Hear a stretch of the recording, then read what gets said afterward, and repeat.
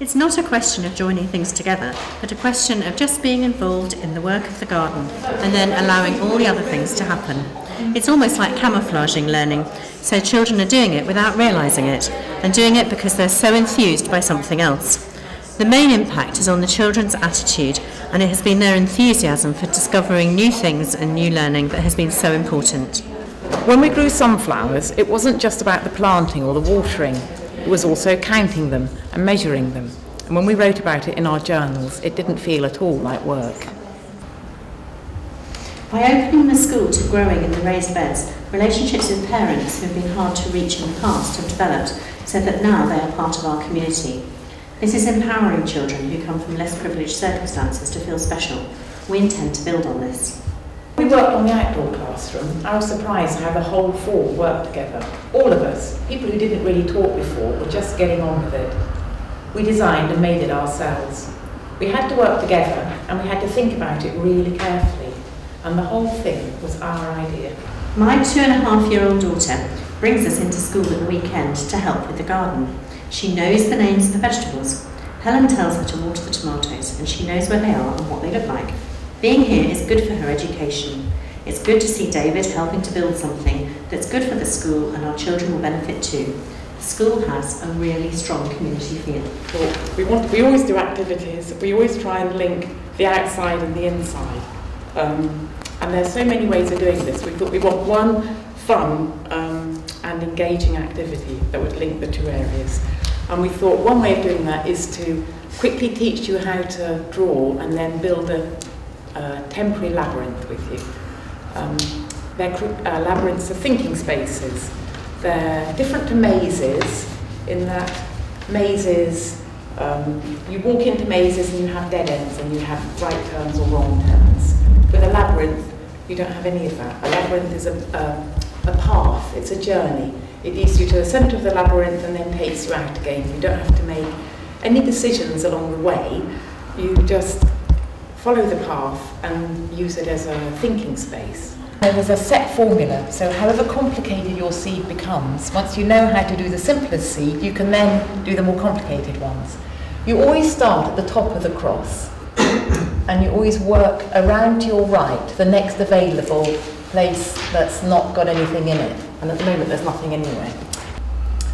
Then you take one step to the left and look to the next available port to start. So the next available place to the left is this dot here. And I'm going to work round to the right again to the next available place. Now the dot's already taken there. So the next available place I can come to is this bit of the cross. Does that make sense?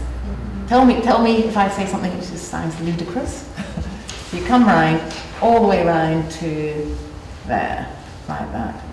And it's always that movement, it's always left to right. You're always working left to right. This is why it becomes so addictive once you know how to do. So then you come round to the left. The next available place to start is the left-hand side of the cross. You come round to the right again, and you keep coming round, you come round and round and round, and I'm going to finish up on this dot here. You all with me? So my next available place is the dot, so I'm coming round to the left again, anti-clockwise. So I'm coming round anti-clockwise and I'm going clockwise. Anti-clockwise round to the dot, and I come all the way around and to the bottom of my cross, and I finish this one now, the simplest one. So where are we going to start? Somebody tell me. Where do you reckon we'll start? The dot. Oh no, the top. At the top. You always start at the top. Remember on the other one we started at the top of the cross. So we're going to start at the top and we're going to come down. Which direction am I going in? Left, right. Right, and where do you reckon I come to?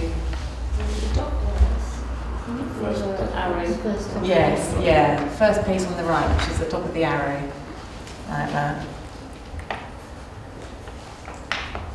Then next one, come anti-clockwise, down to the left, top of the cross, and then I'm going to go, where am I going to go? To the dot. The dot, yeah. And then I'm going to follow that pattern, I'm going to keep on going. So come round to my dot, and go to the bottom of that arrow. And then I'm going to come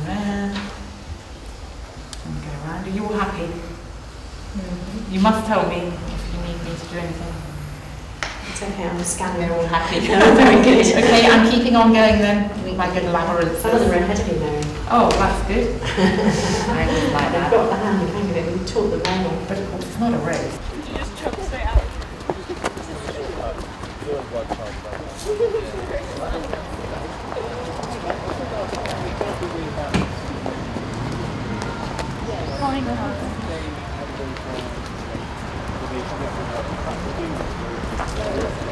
It was about a way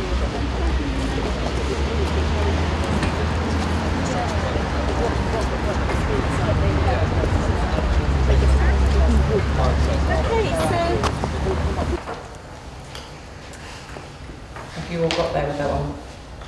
The folds are from the layers of the labyrinth. So this one, the three-fold has 1, 2, 3 layers, and you're in the middle. So 1, 2, 3, and then so the five-fold one has 1, 2, 3, 4, 5 folds. We'd like to finish by perhaps sharing what you might have written down as to how you can use this learning in your school or work context, if you feel you would like to. I don't want to pressurise anybody into saying things if they don't want to, but I think it's really helpful because we can really learn from each other, and shared learning is very much part of the eastFeast way of working. Would you like to start? Yeah, we're actually trying to develop that garden area just there. It's not a garden yet, that lawn. And What, just that one out there? yeah, that big green space, and thinking about what to do with it and how to get children to use it. And I'd really like to maybe mow one in. I don't know whether you Yes, you mow can. an You can labyrinth. most definitely go there. Yeah. What you have to remember is that the lines you're drawing are the edges or the stones. So if you want to mow with him, you need to mark out the lines and then mow your walk. See what I mean? Yeah, and I thought that walking in, because we talk a lot about species conservation and protecting wild animals, actually thinking about the time that some of these animals might have left if we don't change our behaviour, and then on the way out, how long we've got to sort of make our actions. That's lovely. So lovely. Just remember to make it big enough.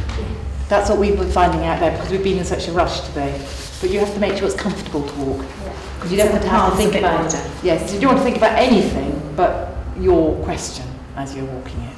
I work in school linking now, so I could promote it to my teachers' networks to encourage them to create labyrinths and ask the learners to walk around it when they get to the middle, to write a question to their next school, which they can post in the next mailing. So nice idea. So maybe something where the children go to reflect and just calm down and stuff. And I think something else we found is that when children are involved with the making of the labyrinth, they actually have the ownership of that. And so going to walk around it would be a really pleasurable thing for them because they feel it's theirs.